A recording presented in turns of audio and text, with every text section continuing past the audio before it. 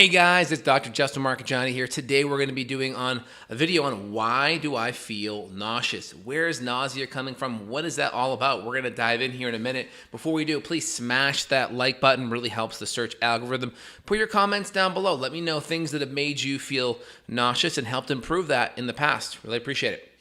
All right, let's dive in. Everyone kind of knows that feeling of nausea, that sick to your stomach kind of feeling. What's driving that feeling? What's the root underlying issue? So first thing that could potentially drive that is excess cortisol and or adrenaline. Typically cortisol it's going to be a stress hormone. Adrenaline's like the stimulator. It's what first kind of gets cortisol rolling and moving, so to speak. Adrenaline's that spider tingly sensation when you have a big stressor that comes on you. It's like, whoa, that tingly sensation. Cortisol then comes minutes later. It starts to really escalate up. So you have adrenaline, which is the stress neurotransmitter that knocks the domino down that starts to stimulate cortisol. So high levels of stress hormone will make you feel nauseous. Why? Let's think about it. If you're stressed, prehistorically, you're running from a tiger, you're fighting for your life, do you want to think about or even be motivated to eat? No.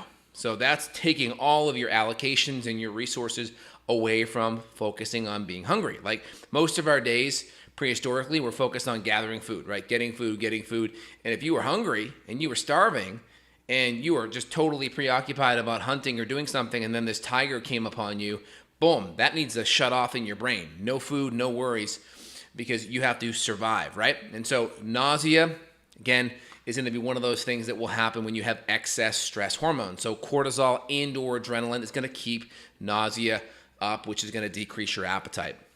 Also, we see things like lack of enzymes, lack of acid, lack of good gallbladder function to break down fat. If we can't break down proteins and fats adequately, these things rot in our stomach. This creates different gases, methane, hydrogen gases. These things can also make you feel nauseous. Just the food sitting there like a brick can make you feel nauseous. So inadequate levels of hydrochloric acid, enzymes, and bile salts can all make you feel very nauseous.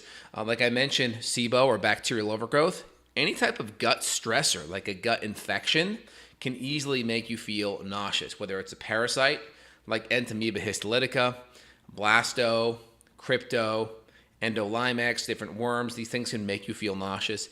H. pylori is a common one because that sits more in the stomach and the upper intestine, and that can easily neutralize stomach acid and make you feel nauseous. It can also create gut inflammation. And of course, things like fungal overgrowth can create mycotoxins in the gut. That can disrupt peristalsis and kind of how your intestines move things out, and that can also make you feel nauseous. Also, food allergens, foods that are naturally inflammatory, whether it's gluten or dairy. If you have a sensitivity to that food and you're, let's say, having an inflammatory reaction because that food is causing it, that can easily make you feel nauseous. So there's a lot of different symptoms, a lot of different causes of the same symptom. So nausea can be driven by a lot of different things, and also it can be a bunch of these same things. It can be food allergies. It can be a lack of enzymes and acids. It can be a gut infection. It can be chronic hormone stress, adrenaline, cortisol issues. It can be all of the above kind of culminating and accumulating on top of each other. So, I always tell patients you have the right to have more than one problem happening all at the same time. It's very rarely it's just one thing. It's usually a combination of different things. So just keep that in the back of your head. So what can we do about that? How do we fix it? So there's different things like ginger is very helpful. Certain bitters like orange peel and ginger, chamomile, they're very soothing and relaxing on the tummy. And they have an antihistamine effect too, which can actually, when you decrease histamine, you can also decrease nausea. That's why you see medications like Dramamine that you use it for like motion sickness, kind of nausea from that. There's a histamine component to nausea. So decreasing histamine, ginger, quercetin, stinging nettle, that can help with nausea. Taking more stomach acid and enzymes and bile support can help with nausea. Decreasing food allergies, working on gut bugs if they're present. Modulating cortisol and stress hormones can definitely help with nausea. Just breathing in deep, 4 seconds into the nose, 4 seconds out. There's a lot of parasympathetic fibers connected to the olfactory nerves. So just deep breathing in and out through the nose can actually get those parasympathetics going, which can decrease the stress hormones, thus helping to reduce nausea. There's certain acupuncture points here. This one, I think it's the stomach 5, I'm not sure. Put it in the comments below if you know, but this point can be very helpful for pain and nausea and headaches. So rubbing this point can also be very, very, very helpful like that, like so. I mentioned some of the different herbs we talked about. Ginger is one of my absolute favorite. I love the ginger tea, especially with the manuka honey and some of the lime.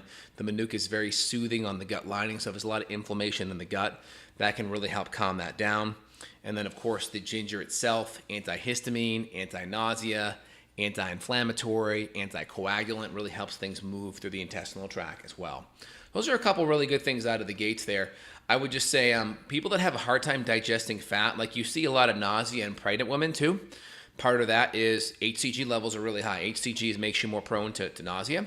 And also poor gallbladder function. If you don't have good bile flow from your gallbladder and you're not breaking down fat, that can definitely be an issue. So things like taurine, phosphatidylcholine, beetroot powder, taking actual ox bile, milk thistle, things like, I mentioned the beetroot stuff, just lipase, things that help you break down fat better and help good bile gallbladder flow can really help improve nausea as well if it's really a fat digestive kind of gallbladder issue. I've seen that just, over 10 years of seeing 5,000 plus patients. I've seen a lot of these correlations over the years, and that makes a big, big difference.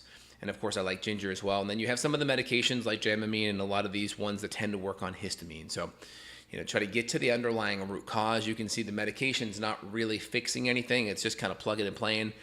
It provides a therapeutic benefit if you're on a boat or if you're getting car sickness, but you have to get to the root underlying reason of why. So I just want everyone to think a little bit deeper why.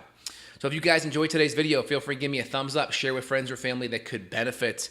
Also, if you want to reach out and schedule consult with someone like myself or my colleagues below, there'll be a link, click schedule. Really appreciate it, guys. Thanks for tuning in. Dr. J signing out. Take care. Bye now.